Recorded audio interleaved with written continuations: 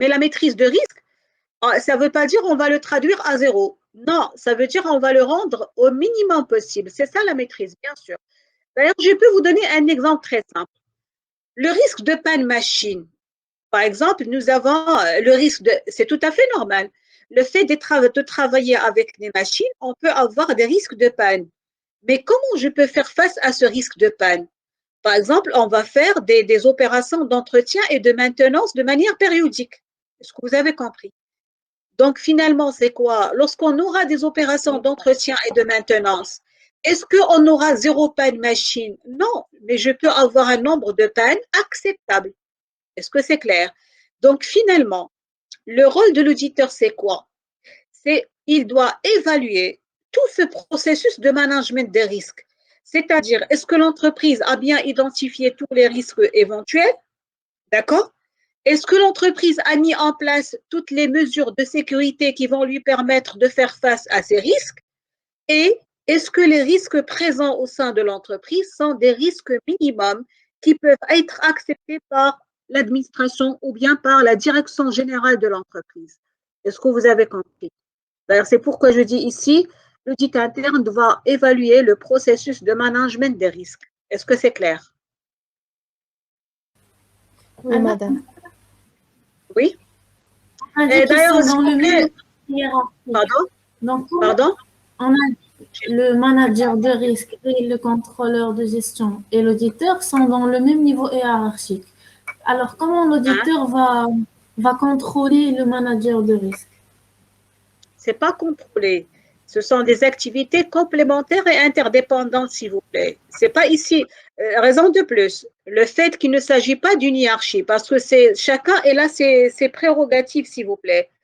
Par exemple, le manager de risque, son rôle, c'est quoi? C'est évaluer une cartographie des risques. Et la cartographie des risques, c'est comment je peux répertorier tous les risques éventuels et mettre à côté, bien sûr, comment peut-on les gérer. Le contrôle interne, c'est lui qui va nous donner les mesures de sécurité. S'il vous plaît, moi, je vous donne un exemple très simple. Par exemple, le fait que l'entreprise ait un actif immobilisé. Normalement, il y a le risque de détérioration de cet actif. Qu'est-ce qu'elle peut faire pour sécuriser son patrimoine? Quelque chose de très connu. Hein? S'il vous plaît, pour vous simplifier la tâche, vous avez une voiture. Et le fait que vous avez une voiture, que vous avez des risques. Est-ce que vous avez compris? On va l'assurer normalement. Très bien, on doit l'assurer. Donc, vous savez, l'assurance, c'est quoi finalement? L'assurance, c'est une gestion de risque, s'il vous plaît. Donc, lorsque l'entreprise décide d'assurer son actif, alors, il cherche d'avoir une certaine sécurité. Ça veut dire si jamais le sinistre survient, au moins elle aura des indemnités. Est-ce que vous avez compris ce que je veux dire? La même chose pour sur le plan comptable. Lorsque l'entreprise, par exemple, elle encourt des risques de perte, qu'est-ce qu'elle peut faire? Elle peut provisionner. Lorsqu'on fait de la provision, c'est-à-dire, d'ailleurs, ça vous le savez, par principe de prudence, on provisionne pour faire face à des risques éventuels. Donc, la provision, là, c'est une mesure de sécurité du risque. Vous comprenez ce que je dis? Et donc, vous pouvez imaginer tout ce qui se passe au sein de l'entreprise. Ça se travaille comme ça. D'ailleurs, sans parler d'entreprise, même chez vous, par exemple. Lorsque vous arrivez le soir et vous fermez les fenêtres, vous fermez la porte, pourquoi faire? C'est qu'il y a un risque. Est-ce que vous avez compris? Hein? Oui, madame. C'est-à-dire, s'il n'y a pas de risque de vol, par exemple, le risque, je dirais, d'agression, on peut rester toutes, par exemple, bien tous, nos portes ouvertes. Est-ce que vous avez compris? Donc, vous savez qu'il y a des choses qu'on fait en pratique, on ne se rend pas compte. Mais maintenant, on cherche juste à leur donner, si vous voulez, une qualification qui est académique et qui est convenable. C'est ça ce que j'aimerais. C'est pourquoi je vous dis, essayez de banaliser la chose, essayez d'imaginer parce que c'est comme ça que vous allez bien comprendre. Est-ce que c'est clair? Donc, je vous donne un exemple encore très simple. Je ne sais pas, il y en a certains d'entre vous, parce que vous savez que c'est vrai, vous êtes une population, mais chacun de vous, bien sûr, il y a des particularités bien définies. Donc, il y en a certains d'entre vous, par exemple, qui ne peuvent pas être au-delà de 8 heures ou bien de 20 heures soir à la rue. C'est possible. Vous suivez avec moi? Oui, Parce qu'il y a, par exemple, des parents qui fixent l'heure de 20 heures, qu'on fixe, pour entrer à la maison. Donc, vous savez que lorsqu'on vous dit il faut entrer avant 20 heures, au plus tard 20 heures, c'est une mesure de sécurité, c'est un contrôle interne. D'ailleurs, il y avait une étudiante tout à l'heure qui m'a dit qu'on doit respecter une réglementation. La même chose, chaque domicile, par exemple, chacun d'entre vous, alors vous avez un règlement interne. C'est vrai qu'il n'est pas formalisé, mais qu'il est implicite. Vous avez l'habitude de le vivre. Par exemple, une famille qui déjeune absolument à 13 heures. Il y en a d'autres qui peuvent ne pas déjeuner. Est-ce que vous avez compris? À n'importe quelle heure. Donc, il y a des pratiques dans notre vie quotidienne qu'on doit respecter de manière implicite. Ça, c'est quoi? C'est le contrôle interne. C'est-à-dire, c'est un ensemble d'habitudes, de comportements qui deviennent pour nous des règles qu'on doit les respecter, d'accord? Pour pouvoir, si vous voulez, rester de manière sereine. La même chose pour l'entreprise.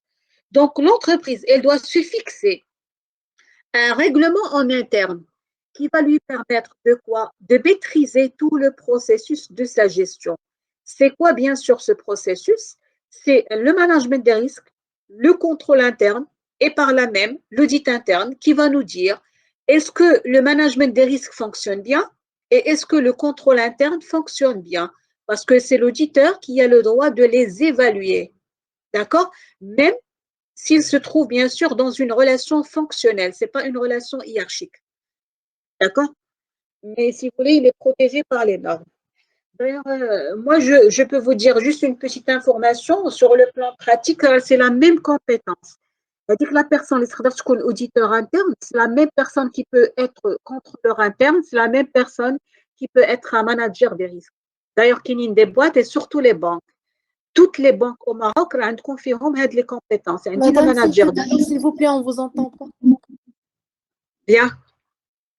Donc, je répète, c'est-à-dire sur le plan pratique, je dis que la personne ou bien la compétence qui peut être un auditeur interne, c'est elle-même qui peut être un contrôleur interne et c'est elle-même qui peut être un manager de risque. Normalement, ce sont les lauréats du master CCA ou bien de lauréats de l'audit et contrôle de gestion. Est-ce que c'est clair? C'est bon jusqu'ici? Madame, s'il vous plaît, on ne vous entend Oui. pas. Pourquoi? Pour l'audit. Les deux sessions, s'il vous plaît. Pour les deux sessions, vous ne m'entendez pas? Non. Non, madame, On vous entend, madame. Si, madame, on vous entend. Claire, madame. S'il vous plaît, j'ai rien compris. Donc, est-ce que vous m'entendez ou vous ne m'entendez pas? Oui, on vous entend, madame. Pardon? Pour la session 1, le son est clair, madame. Et la session 2? Oui, Oui, vous m'entendez? oui. Très bien. Donc, voilà, je pense juste qu'il y a un petit problème. Dites-moi, est-ce que c'est bon jusqu'ici, s'il vous plaît? Est-ce que vous avez des questions? Ah oui? Dans le cas de pointage, pour l'audit lui-même, qui va lui contrôler le pointage? Bon, s'il vous plaît. D'ailleurs, je tiens. C'est bon, c'est une bonne question. N'oubliez pas que l'auditeur, il y a ici deux situations. S'il s'agit d'un audit interne, un auditeur interne, là, c'est un salarié. S'il vous plaît, lorsqu'il est un salarié, ça veut dire une obligation, si vous voulez, de subordination vis-à-vis de la direction générale. Est-ce que vous avez compris? Mais attention, ici, on ne peut pas aller jusqu'à ce point. On a le code de déontologie. On a parlé d'intégrité, on a parlé d'éthique. D'accord? Donc, ça ne veut rien dire qu'un auditeur, même s'il s'agit d'un auditeur interne, dans la plupart des cas déjà, quand une grande boîte, un auditeur, c'est un comité d'audit. C'est-à-dire, vous avez plusieurs auditeurs qui sont chapeautés par un auditeur senior, là, ou le chef. Est-ce que vous avez compris? Maintenant, si on suppose qu'il y a un seul auditeur et lui-même, il ne respecte pas la réglementation, là, ça va porter atteinte à son intégrité à lui. Est-ce que vous avez compris? Là, on ne peut pas tolérer un auditeur interne, le fait qu'il est interne, le fait qu'il est, c'est-à-dire qu'il a cette prérogative-là, qu'il va se permettre d'être absent tous les jours et ainsi de suite. Donc ça, c'est pas possible. C'est dans la direction générale. Deuxième cas, le cas de l'audit externe. N'oubliez pas que l'audit externe, c'est un audit contractuel. Donc vous avez un contrat avec le mandataire. Le fait de ne pas respecter votre ou bien les clauses du contrat, alors vous risquez de ne pas avoir votre rémunération. Est-ce que vous avez compris, s'il vous plaît? Hein? C'est bon? Oui, madame. Voilà, c'est-à-dire, c'est vrai qu'on peut avoir ces cas extrêmes. Vous avez tout à fait raison. Mais là, on ne va pas impliquer la mauvaise foi. Là, on suppose que l'auditeur, il va faire son travail en bonne et due forme. Est-ce que c'est clair? Et d'ailleurs, pour le cas du pointage, je vais un exemple. Parce que n'oubliez pas que le pointage, c'est vrai que l'auditeur va contrôler, mais ça n'empêche, d'abord, là, c'est les systèmes d'information. Tout est informatisé, le fait que le système de pointage lui-même est informatisé, donc il se peut que le directeur général, il peut surveiller la présence lui-même. N'oubliez pas qu'il y a le contrôleur de gestion, parce que c'est le contrôleur de gestion qui va fixer les normes acceptables. Le contrôleur de gestion, on peut tolérer 2 absences par semaine. Le contrôleur de gestion, il a posé la norme. D'accord? Ça veut dire quand on a dépassé 2 absences, automatiquement, le contrôleur de gestion va être averti. Pourquoi? Parce que dans ce cas, on aura un risque au niveau de déroulement normal des opérations. Donc, le manager des risques aussi, il est averti. Donc, dans la réalité, c'est vrai que ceci, ce n'est pas donné à toutes les entreprises, mais je parle que dans les grandes boîtes où moi, je peux avoir toutes ces compétences-là. Dans les grandes boîtes, je répète, il faut l'organigramme à côté de la direction générale. On dit le contrôleur de gestion. J'ai l'auditeur interne, j'ai le contrôleur interne et j'ai le manager de risque. D'accord? Donc, ce sont des compétences de top management ou bien ce qu'on appelle les compétences d'état-major. C'est-à-dire, d'état-major, ils sont là pour essayer de superviser tout ce qui se passe au sein de l'entreprise. Si vous voulez, des unités de veille. D'accord? Voilà. C'est bon jusqu'ici? Ça va? Oui, madame. Très bien. Voilà. Donc, toujours, si vous voulez, ça rejoint ce que nous avons vu. L'audit interne doit aider l'organisation. Regardez bien, ça résume ce que j'ai dit. En identifiant et en évaluant les risques significatifs et contribuer à l'amélioration des systèmes de management des risques et de contrôle. Ça veut dire quoi? Ça veut dire si, par exemple, l'auditeur constate qu'il y a une insuffisance au niveau de l'organisation qui va entraîner une augmentation d'un risque ou bien un risque qui est mal évalué. Je vous donne un exemple très simple. Si je prends par exemple le cas des banques, au niveau des cas des banques, vous savez, le fait d'avoir des coffres forts, par exemple, vous suivez avec moi, le fait d'avoir des coffres forts blindés, normalement, pourquoi faire? C'est pour protéger l'argent. Vous suivez avec moi? Oui, madame. Oui, madame, oui. Très bien. Donc, s'il vous plaît, s'il n'y a pas de risque de vol, on n'aura pas besoin d'avoir des investissements dans ces coffres forts. Donc, il se peut que l'auditeur, par exemple, il constate que la banque a certes des coffres forts, mais ils ne sont pas, par exemple, trop sophistiqués. C'est-à-dire, on peut avoir des modalités trop sophistiquées, par exemple, avec des codes et ainsi de suite.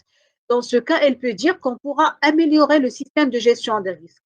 D'ailleurs, ça aussi, vous pouvez le comprendre. Le fait, par exemple, le transport ou bien le transfert d'argent, il se fait dans des moyens de transport qui sont bien spécifiques. Pourquoi? Là aussi, pour éviter le risque. D'accord? Donc, lorsque vous constatez ceci, l'auditeur, qu'est-ce qu'il fait? Il va évaluer le management des risques pour dire à l'entreprise, est-ce que tous les risques, ils étaient bien évalués? Comment on va évaluer les risques? Normalement, nous avons deux outils. C'est leur fréquence, il peut se répéter combien de fois, et leur gravité, c'est-à-dire si jamais il y aurait ce risque, combien il va coûter à l'entreprise. Et ça, par exemple, je dirais dans tous les domaines d'activité. Je peux vous donner un exemple très simple. Lorsque je prends par exemple juste le travail d'un comptable, le comptable, qu'est-ce qu'il fait? Il passe les écritures comptables. L'auditeur, lorsqu'il va vérifier la comptabilité, il a constaté qu'il y a un risque d'erreur élevé. Je dis bien risque d'erreur. Ça veut dire, c'est pas le comptable, il commet des fraudes, mais il se trompe. Par exemple, il utilise un compte au lieu d'un autre compte. Il utilise le numéro d'un compte au lieu d'un autre compte. Dans ce cas, l'auditeur, qu'est-ce qu'il va faire? Il va dire, attention, il y a le risque d'erreur. Donc, qu'est-ce qu'il peut donner comme recommandation? Peut-être il va demander que ce comptable a besoin d'une formation. Est-ce que vous avez compris? Donc, lorsqu'on va faire la formation pour ce comptable, qu'est-ce qu'on cherche à faire? On cherche bien sûr à réduire le risque. Mais est-ce que le risque d'erreur va devenir égal à zéro? Le risque est toujours là. Est-ce que vous avez compris?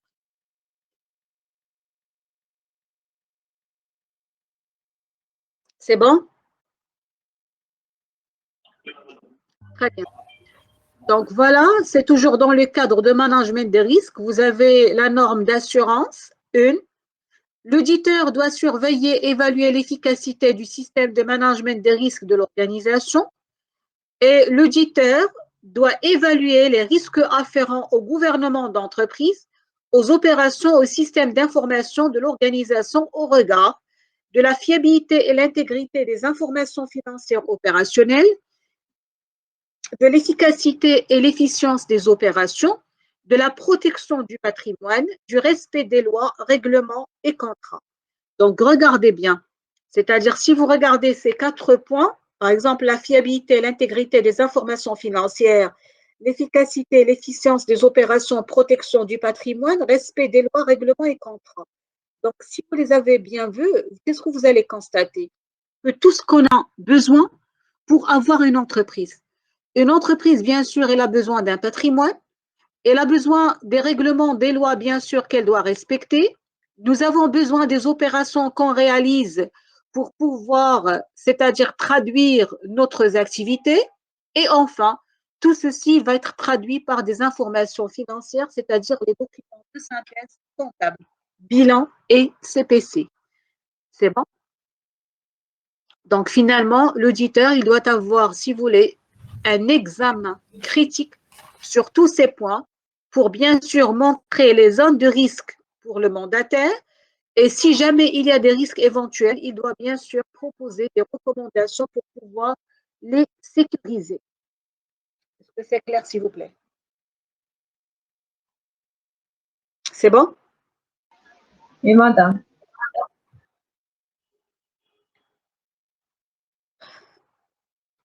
Toujours dans le cadre du management des risques, mais ici, on va passer à la norme de conseil.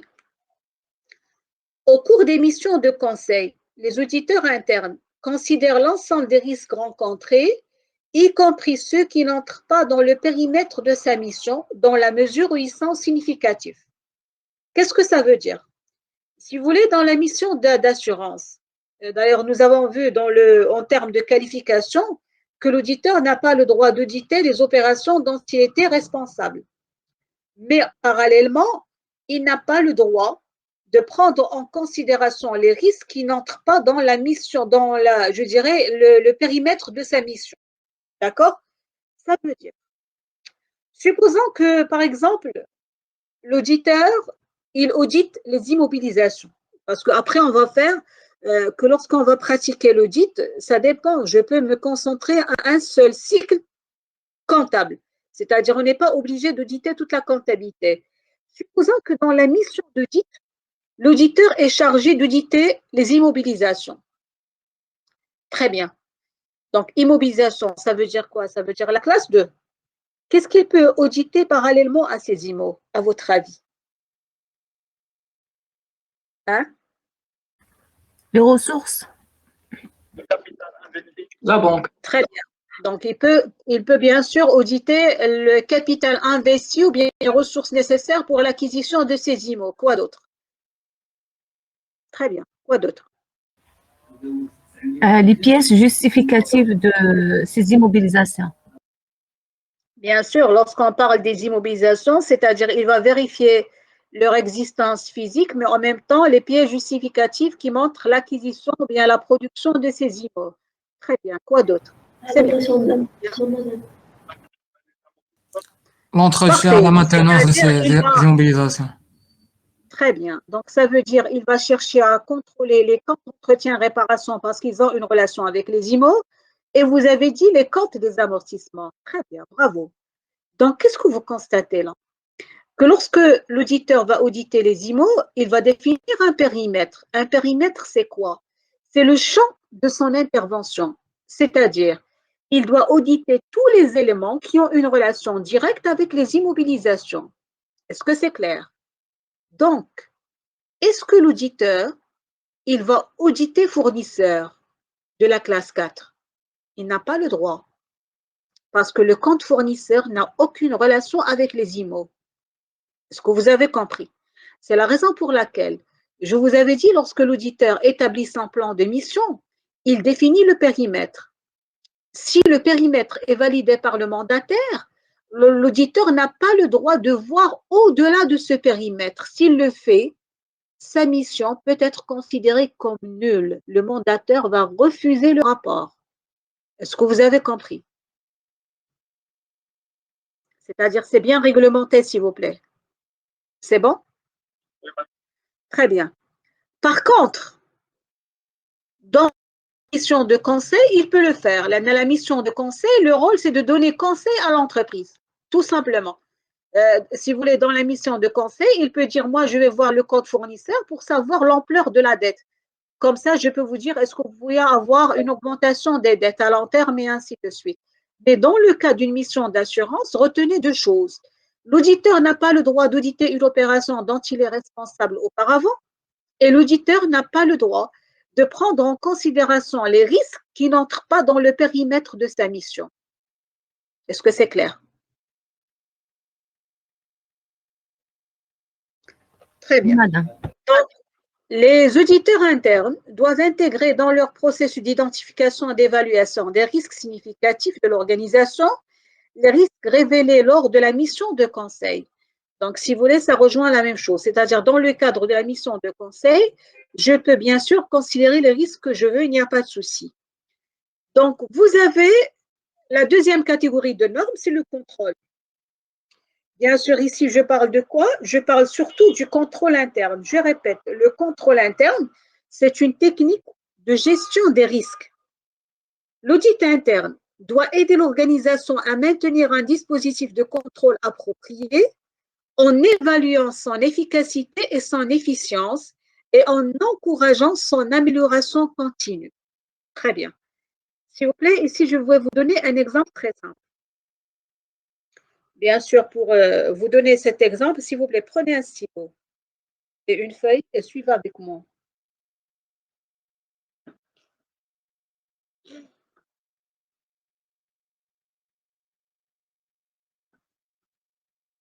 Bien. Normalement, si vous voulez, sur le plan opérationnel, vous savez que le rôle de la fonction approvisionnement, normalement, c'est acheter. C'est ça? L'achat est quoi d'autre? Parce que si je vais définir l'entreprise, je peux dire l'entreprise est un ensemble de fonctions.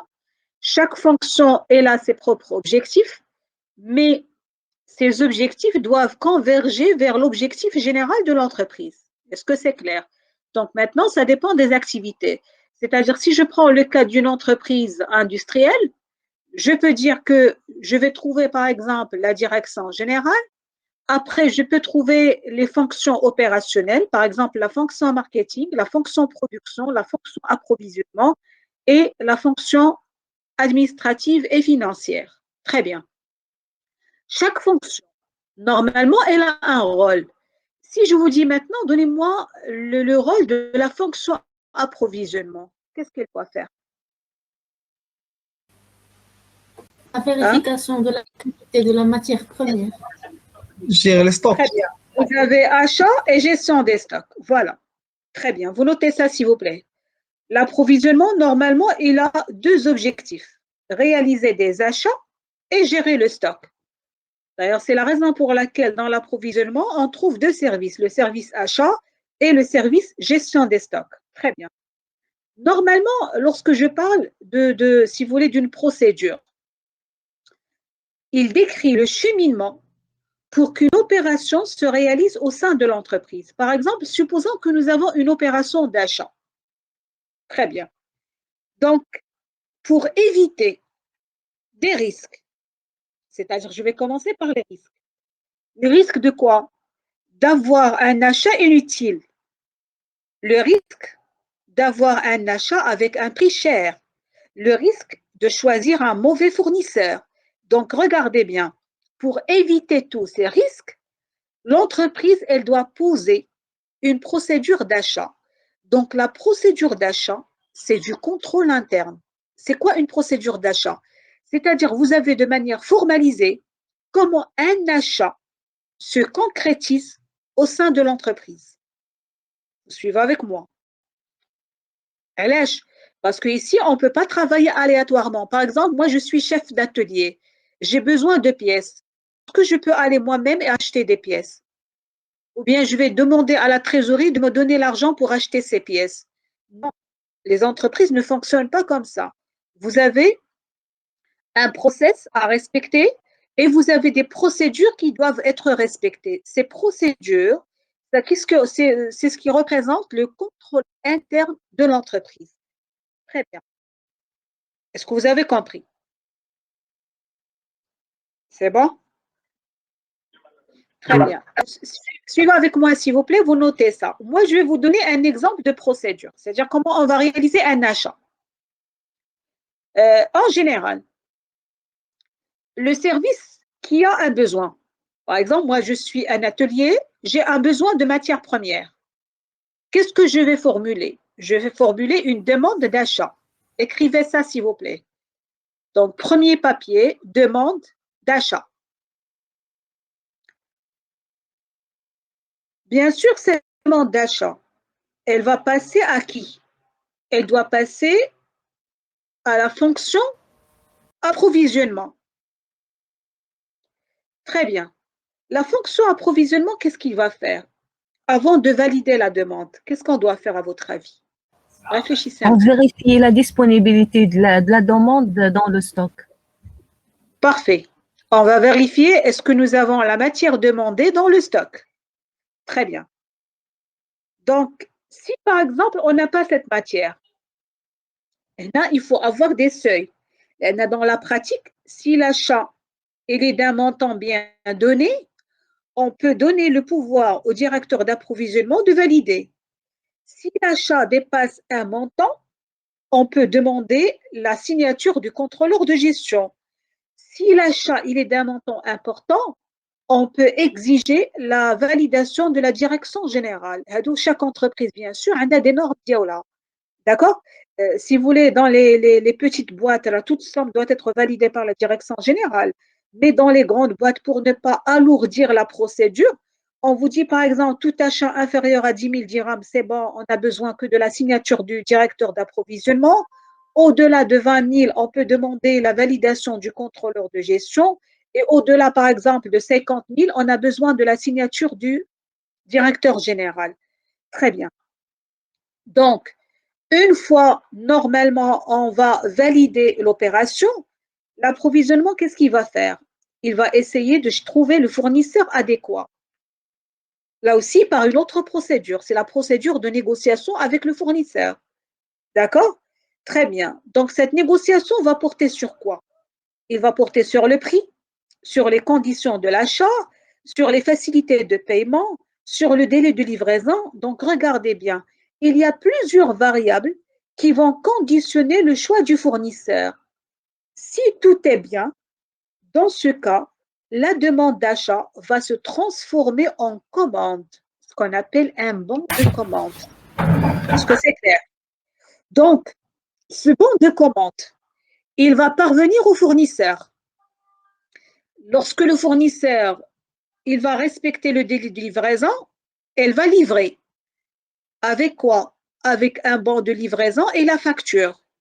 Lorsque la livraison parvienne, le service approvisionnement va vérifier la qualité de la matière.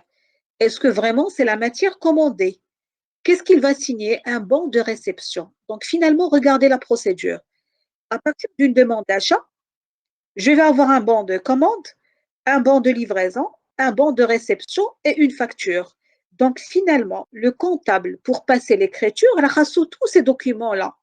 C'est-à-dire, il doit avoir tous ces documents. Pourquoi? Pour faire un rapprochement entre eux et pour voir est-ce qu'il y a une conformité. Est-ce que c'est clair? Donc, lorsque l'opération passe en comptabilité, on dit ça y est, l'opération est réalisée et donc tout a été respecté au niveau de la procédure. C'est bon? Donc, ça, si vous voulez, c'est au niveau du règlement interne. Supposons maintenant qu'on fait l'audit des achats. L'auditeur constate la chose suivante. C'est que c'est vrai, l'atelier, il a fait la demande, il est passé à l'approvisionnement, l'approvisionnement, il a lancé un bon de commande. Quelle est l'irrégularité ici, à votre avis? Si vous avez bien suivi avec moi, vous allez me répondre. Donc, je répète, lorsque l'auditeur vérifie l'opération, qu'est-ce qu'il constate? L'atelier a fait une demande, l'approvisionnement a transformé la demande en bon de commande et on a terminé le processus. On n'a pas vérifié si On n'a pas Très bien. reçu la. Voilà, bravo. Très bien. C'est-à-dire l'anomalie que vous allez dire, c'est quoi? C'est que l'approvisionnement, il a passé de la demande au bon de commande sans vérification du stock. Est-ce que c'est clair? Il y a l'anomalie. C'est ce que j'appelle l'évaluation de l'efficacité et l'efficience du dispositif de contrôle. Donc, qu'est-ce qu'il va dire?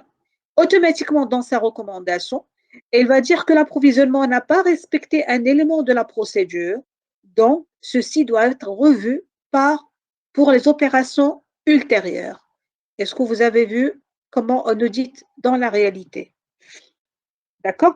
Mais bien sûr, l'auditeur, pour qu'il vérifie ça et le dit, il doit disposer de la procédure qui nous dit qu'il faut vérifier le stock avant. Est-ce que c'est clair? L'auditeur travaille avec des documents. C'est-à-dire, s'il n'y a pas de document ou bien s'il n'y a pas de procédure d'achat, c'est-à-dire l'auditeur entre pour auditer, mais il demande, on lui dit, il n'y a pas de procédure d'achat, mais qu'il nage carrément. Dans ce cas, l'auditeur ne peut rien faire. Tout ce qu'il peut dire, c'est qu'il faut mettre en place une procédure d'achat. Est-ce que c'est clair, s'il vous plaît? S'il vous plaît, c'est juste des exemples pour vous expliquer les normes, mais tout ça, on va les voir en détail après, dans des cas pratiques. C'est clair? Ça va? Oui, madame. Très bien. Donc, voilà. Madame, excusez-moi. Oui? Oui. L'auditeur, quand il détecte un dysfonctionnement ou un problème au niveau de la gestion, est-ce que ça s'appelle un point d'audit? Bien sûr, c'est un point d'audit. Est-ce que vous avez compris? Bien sûr. Parce que ici, c'est vrai, seulement la seule chose qu'il doit respecter, c'est que ça doit entrer dans le plan de sa mission. Est-ce que vous avez compris? Je vous donne un exemple très simple. Supposons que j'audite la fonction approvisionnement. Et parallèlement à ma mission, j'ai constaté qu'il y a des dysfonctionnements au niveau du marketing. Et là, je n'ai pas intérêt à le dire parce que ça n'entre pas dans le périmètre de ma mission. Donc, ce n'est pas un point d'audit pour moi. Les points d'audit pour moi, c'est les points qui entrent dans mon champ d'intervention pour le moment. D'ailleurs, s'il vous plaît, ceci, on va bien l'expliquer lorsqu'on va étudier la démarche. Comment ça se fait? Je peux vous donner une idée. Par exemple, je reçois un mandat. Par exemple, une entreprise me dit, on vous demande d'auditer une fonction telle. Dans ce cas, qu'est-ce que je dois préparer? Je dois préparer ce que j'appelle un plan de mission. C'est-à-dire, j'aurai besoin de quoi comme document? J'aurai besoin de quoi comme information? Et comment je peux réaliser ma mission sur le terrain? C'est-à-dire, quels sont les services que je dois auditer et quelles sont les personnes que je dois interviewer, par exemple. Est-ce que c'est clair? Normalement, ce plan de mission, ça doit être écrit et il remonte au mandataire. Si le mandataire le valide, il se transforme en point d'audit. Est-ce que c'est clair? Si le mandataire ne le valide pas, c'est sans droit parce qu'on travaille pour le mandataire. Il peut par exemple me dire, vous aurez telle chose, mais celle-là, vous ne l'aurez pas. Ici, bien sûr, je n'ai pas le droit de dire non. Sauf si je constate qu'en l'absence de cette information ou bien en l'absence de ces documents, je ne pourrai pas formuler mon opinion. Dans ce cas, bien sûr, on pourra refuser la mission. Est-ce que c'est clair? D'accord? Madame, Très bien. Oui? une question par rapport à l'approvisionnement lorsqu'il termine sa procédure de l'achat. Donc, le service qui a demandé ça, comment il va prouver la réception de sa demande? S'il vous plaît, ça c'est un flux interne. Comment ça se passe? L'approvisionnement va acheter. Si la matière ou bien les pièces sont stockables, ils vont passer en stock. N'oubliez pas qu'il y a un magasinier de stock.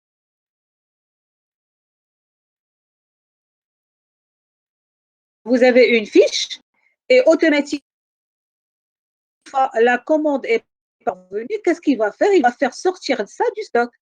Et lorsque le service reçoit, c'est-à-dire sa demande, il doit signer aussi un papier. Mais dans ce cas, ce sont des flux en interne. C'est une documentation en interne.